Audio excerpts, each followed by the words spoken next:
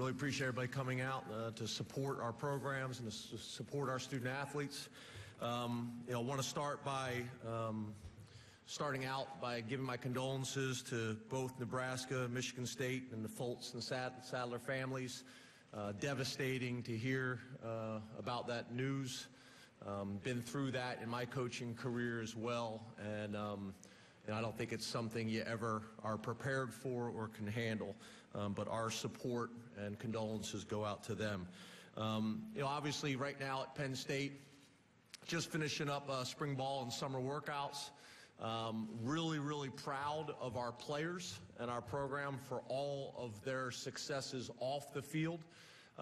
We take a lot of time in recognizing our players that are doing the right things academically, doing the right things in the community, and our players have really done unbelievably well in those areas. GPA-wise, graduation rates, all those things, just so proud. But right now there's an excitement for the season. There's an excitement for the season, all the hard work and preparation that they've put in. There's an anticipation and there's a confidence right now. There's a confidence with our guys. I think probably similar feeling all over the country, but everything that we've been through and the challenges that we've been through over the last couple years, I feel great about our locker room right now. I feel great about our team and the commitment and the work ethic and the leadership that we've had. Obviously, our first year being back to the 85 scholarships, which is significant. I've spent the last couple months going back and changing all of our practice schedules and everything that we're doing in terms of reps, the amount of time that we're out at practice, increasing the reps that we're having at practice because we had modified all those in the past, reducing those numbers, getting those numbers back up. So I think that's going to be really important for the development of our guys, development of our program as a whole. Competition and depth at every position, which we had not had. Every single position right now, I think when we got the job, we had 9 scholarship offensive linemen. We're up to 17 scholarship offensive linemen now. Our backup quarterback, whoever that ends up being, is not a true freshman who's redshirting. He's able to go into games and compete. So across the board, I think, running back's a perfect example of the competition and depth that we starting to build. Everybody talks about Saquon Barkley, and people should be talking about him. But I think Mark Allen's a guy that we have a lot of confidence as well in. Andre Robinson is a guy redshirted we have a lot of confidence in. And then obviously Miles Sanders coming in. So I think that's just an example at the running back position of what we worked really hard to create that type of depth and competition throughout our program. So that's going to be extremely valuable. Senior leadership is going to be very important for us, like it is across the country. We're still a little out of whack. With our numbers of juniors and seniors in our program. Spent a lot of time in the offseason studying two deeps of our opponents, and we still just don't have a large number of seniors in our program.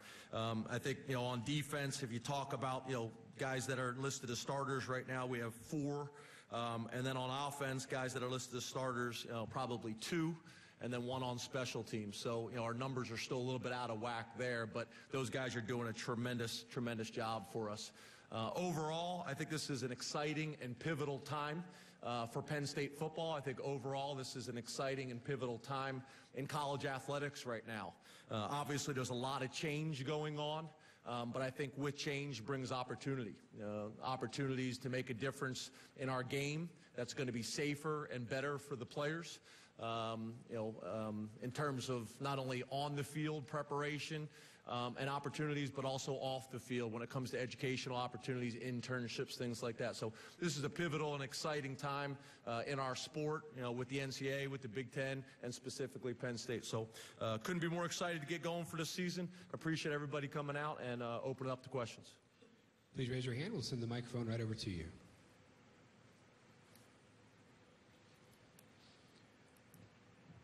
Coach, our first question will be down here, left side of the room in front.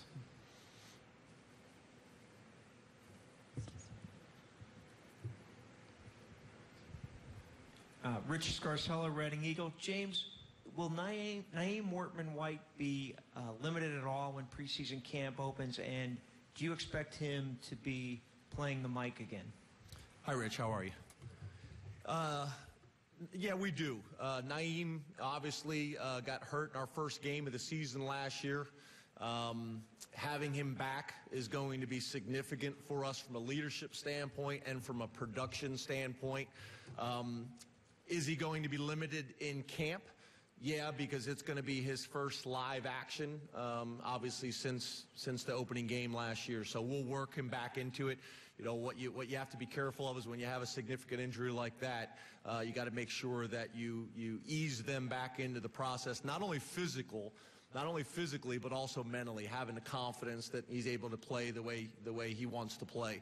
A big, physical, strong guy for us. Whether he's going to be playing the Mike or what we call the will linebacker, our two box linebackers, that will be to be determined. I think Jason Kabinda did some great things for us this year at that position.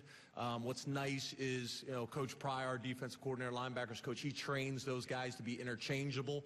So we'll just see how that goes. It'll be a battle for that position, but either one of them can move to the other box linebacker, which for us is the will linebacker. So we'll see how that plays out. But his leadership and his experience and his playmaking is going to be invaluable to us. If you have a question, please raise your hand.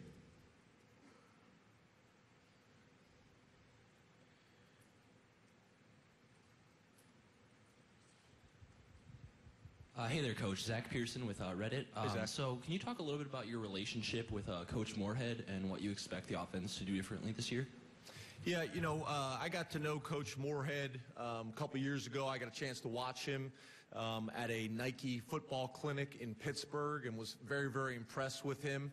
From that point, I kind of put him on my list, which I keep a constant list of coaches at every position that I want to be aware of. Started kind of tracking what he was doing, how he was doing it, the success that he had.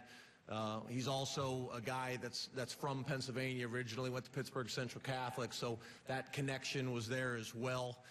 And then just looking at the success that he was able to have the last few years as not only a head coach but an offensive coordinator as well, and his numbers were impressive. It's one thing to have 1 year where your numbers are impressive. It's another to do it multiple years in a row.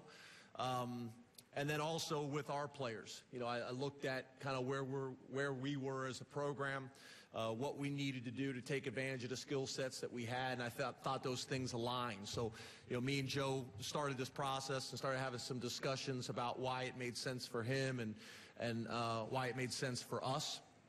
And I think the combination of what Joe's going to be able to bring to the table, as well as us now having experience and depth on the offensive line, those things are going to marry up well. What we have at the running back position, we went from being inexperienced at wide receiver to now being experienced. We got mobile quarterbacks on our roster that complement those things. So I think all of it's going to time up extremely well. I think Joe has got a nice scheme, but we also have the personnel that's going to make it effective as well. Joe's got a background like I do in the West Coast offense, so a lot of our passing schemes are similar. Really running game as well with inside and outside zones and things like that. So it's not like we're running different plays. Everybody's running the same plays, but it's how he packages them together and the system overall. So I'm excited. I think it's a good match, and like a lot of things in life, it's also about the timing. He's coming to Penn State at the right time, getting back to the full 85 scholarships and having the depth and talent that we've already discussed. We'll stay on the same side of the room for our next two.